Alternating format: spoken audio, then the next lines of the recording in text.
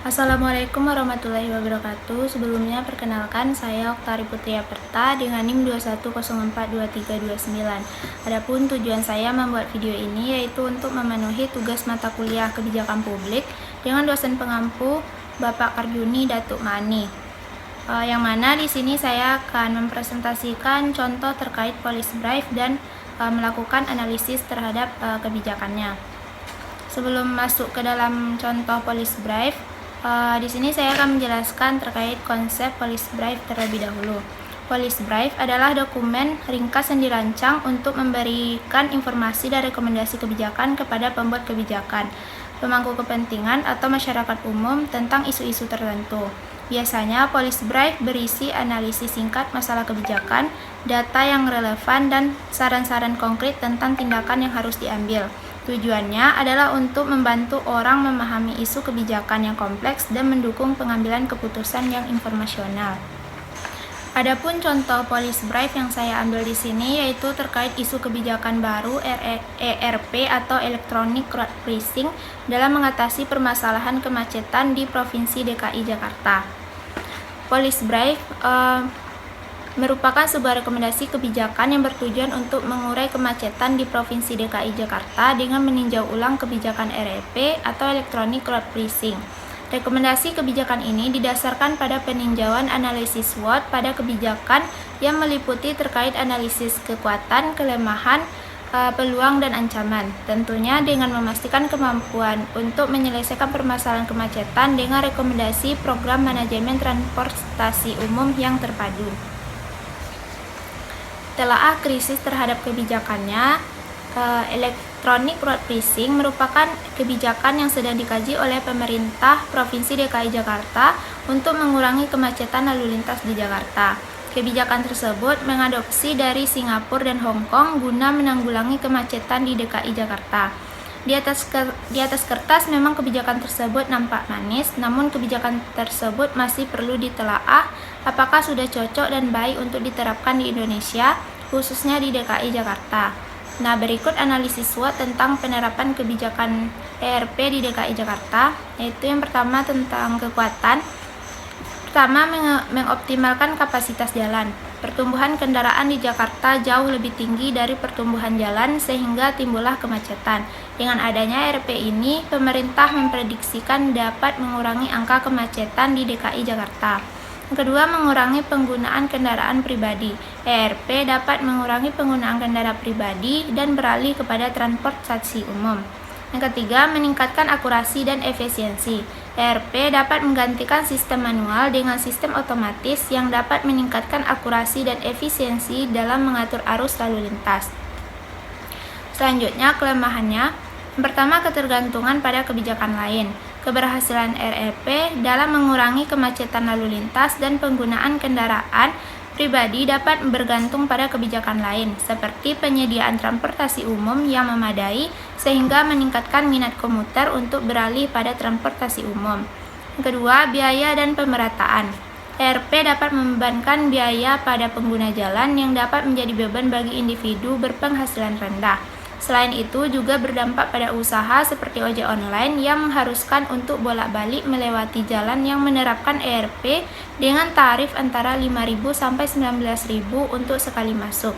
Hal tersebut tentunya akan menambah beban biaya yang akan ditanggung oleh masyarakat dan akan memperburuk kesenjangan sosial karena masyarakat dengan kelas menengah akan kesulitan untuk menjangkau jalan yang diberlakukan ERP. Selanjutnya, tidak efisien waktu dan biaya. Masyarakat akan lebih cenderung untuk memilih jalan alternatif lain daripada beralih kepada transportasi umum karena transportasi umum di Jakarta masih belum memiliki ketepatan waktu keberangkatan dan tiba sampai tujuan yang konsisten. Selanjutnya, tidak semua kendaraan bisa memasuki jalan yang terkena sistem ERP. Hal ini karena belum memiliki alat untuk menggunakan jalan berbasis ERP tersebut, serta akan menambah pengeluaran bagi masyarakat. Selanjutnya, peluang. Pengembangan infrastruktur yang terintegrasi. Penerapan kebijakan ERP akan mendorong pembangunan infrastruktur yang terintegrasi seperti jalur khusus, jaringan transportasi cerdas, dan sistem parkir yang efisien. Terakhir yaitu ancaman. Yang pertama, protes resistensi masyarakat. Kebijakan RRP akan menimbulkan proses dari resistensi masyarakat, terutama dari mereka yang merasa kebijakan ini memberikan beban finansial tambahan dan mengganggu kebebasan bergerak.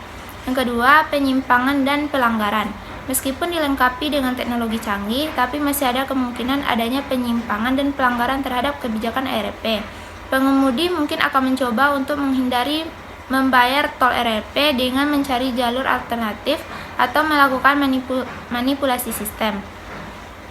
Selanjutnya, dampak pada sektor transportasi pribadi. Kebijakan RRP dapat menyebabkan penurunan kendaraan pribadi yang hal ini akan berdampak pada sektor penjualan mobil dan industri terkait lainnya. Yang terakhir yaitu ketergantungan terhadap teknologi. Kebijakan RRP akan membutuhkan infrastruktur teknologi yang canggih seperti pengumpulan tol elektronik, kamera pemantauan, dan kebutuhan dalam pengumpulan data guna pemantauan dan pembayaran. Hal ini akan membawa resiko gangguan sistem kebocoran data atau serangan siber. Selanjutnya, rekomendasi kebijakan. Memperbaiki transportasi umum dengan menyediakan infrastruktur dan transportasi umum yang terpadu, nyaman, ramah lingkungan, ramah kantong, dan ramah disabilitas, sehingga mendorong masyarakat untuk menggunakan transportasi umum daripada kendaraan pribadi yang tentunya tujuan pemerintah akan tercapai, yaitu mengurangi kemacetan di DKI Jakarta. Materi selanjutnya yaitu rencana tindak kebijakan. Yang pertama, peningkatan jaringan transportasi publik. Fokus pada pengembangan dan perluasan jaringan transportasi publik yang mencakup bus, kereta cepat, dan angkutan umum lainnya yang melibatkan frekuensi, jangkauan, dan kualitas layanan transportasi publik untuk memastikan ketersediaan dan kenyamanan bagi pengguna. Yang kedua, pengembangan moda transportasi yang ramah lingkungan. Mempromosikan dukungan terhadap penggunaan moda transportasi yang ramah lingkungan seperti kereta listrik, bus listrik, transportasi dengan berbasis bahan bakar alternatif. Hal ini akan mengurangi emisi gas rumah kaca dan polusi udara. Yang ketiga, penyediaan khusus transportasi publik, seperti jalur bus Transjakarta untuk memastikan kelancaran dan kecepatan perjalanan bagi pengguna transportasi publik. Yang keempat, peningkatan kapasitas transportasi publik.